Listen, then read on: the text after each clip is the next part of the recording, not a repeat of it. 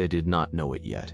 The city walls were strong, the gates were closed, the enemy was outside, and still, something far more dangerous had already slipped inside. Beyond the walls, life moved as it always had. Men rose with the sun to tend the fields. Siathis swept through tall grain in steady rhythm. Oxen pulled wooden plows across damp earth. The seasons governed everything, just as they had for generations. Inside stone kitchens, fires crackled. Bread was kneaded and pressed into clay ovens. Stew simmered slowly in iron pots. Women moved through the familiar patterns of daily labor, grinding grain, washing linen, spinning wool by open windows. Market stalls filled with vegetables, spices, and cloth. Bells rang to mark the hours. Scholars bent over manuscripts, copying texts carefully by candlelight. Physicians examined handwritten notes, studying ancient theories of balance and air and bodily humors. Merchants counted coins. Ships arrived and departed from busy ports. It was a world that felt stable, structured, secure. In the mid-14th century, Europe faced one of the greatest disasters in human history, the Black Death. It would erase entire families. It would empty thriving cities and permanently reshape the structure of society. Within just a few short years, millions would be gone. But how did it spread so far, so rapidly? To understand that, we do not begin in London, Paris, or Rome. We begin at the edge of the Black Sea, in a fortified port city called Caffa, during a siege that may have altered the course of history.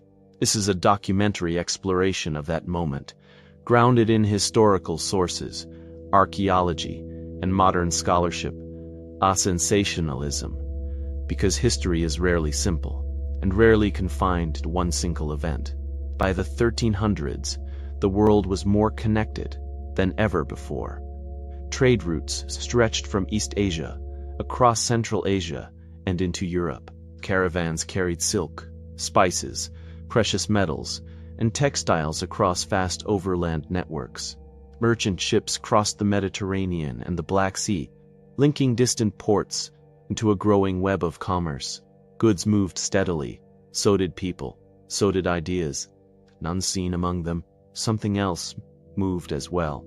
A disease caused by a bacterium, today known as Yersinia pestis, spread primarily by fleas, often carried by rats that thrived in ships, warehouses, and crowded settlements.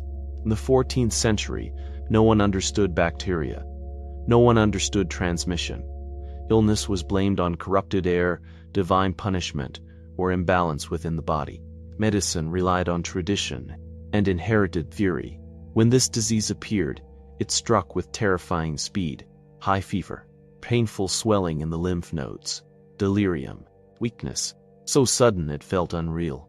In many cases, death followed within days. By the time communities realized something was wrong, it was already too late. In Mountain 346, the port city of Caffa, a major takeover hub controlled by Genoese merchants, found itself under siege. Outside its towering stone walls stood a powerful army. Inside were thousands of civilians, traders, and soldiers, trapped, waiting, watching. Then disease swept through the besiegers' camp. Men fell ill suddenly. The dead began to outnumber the living. The siege slowed, not because of military defeat, but because of sickness. According to medieval chroniclers, what followed was extraordinary. Facing mounting losses, the army reportedly chose a desperate tactic. They loaded the bodies of their dead, already decaying, into siege engines, and one by one, they hurled them over the city walls, not only as an act of cruelty, but as a weapon. Modern historians debate the precise impact of this event. Some question how effectively disease could have spread this way. Others argue it may have played a meaningful role. What is clear is that contemporary accounts describe it as a moment when warfare, trade, and disease collided. And the timing that followed is difficult to ignore. Within Caffa, fear spread quickly. Chroniclers described a foul stench in the air. Water sources became suspect. Anxiety intensified as people tried to understand what was happening around them. Some families fled their homes. Others sealed themselves inside, whether through contact with contaminated materials, flea transmission, crowded conditions, or the movement of people in and out of the city, sickness soon followed.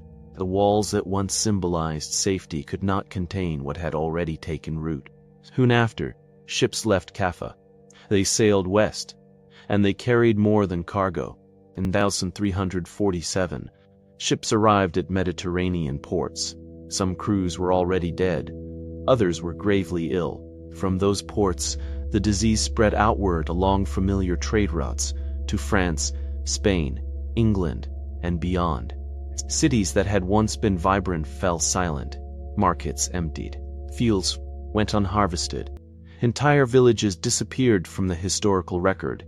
Within just a few years, an estimated 30 to 50% of Europe's population was gone. In some regions, losses were even higher. There was no cure. There was no scientific explanation that made sense to those living through it. Only fear. So many died so quickly that there was no space left to bury them.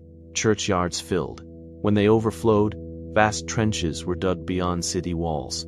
Bodies were laid in mass graves, wrapped in simple cloth. Plague doctors moved through the streets in silence. Dark figures in long robes, their beaked masks filled with herbs meant to protect them from poisoned air. They could not stop what was happening. They could only observe. Record.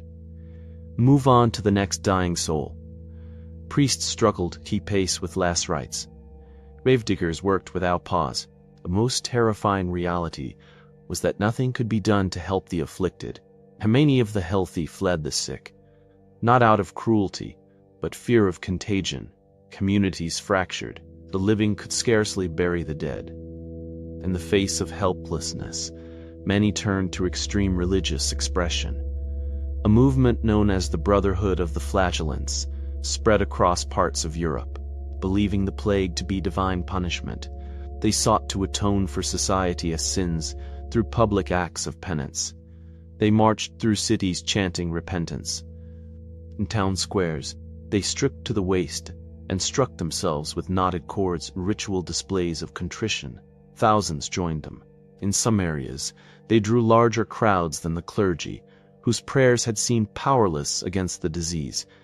At the same time, fear gave rise to suspicion and superstition.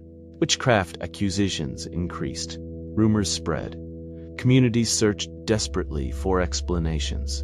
Art reflected the obsession with mortality, especially in the Danse Macabre, a symbolic portrayal of death as the great equalizer of rich and poor alike. Not everyone responded with penitence. Some believed the end was near, that if death was inevitable, restraint seemed meaningless.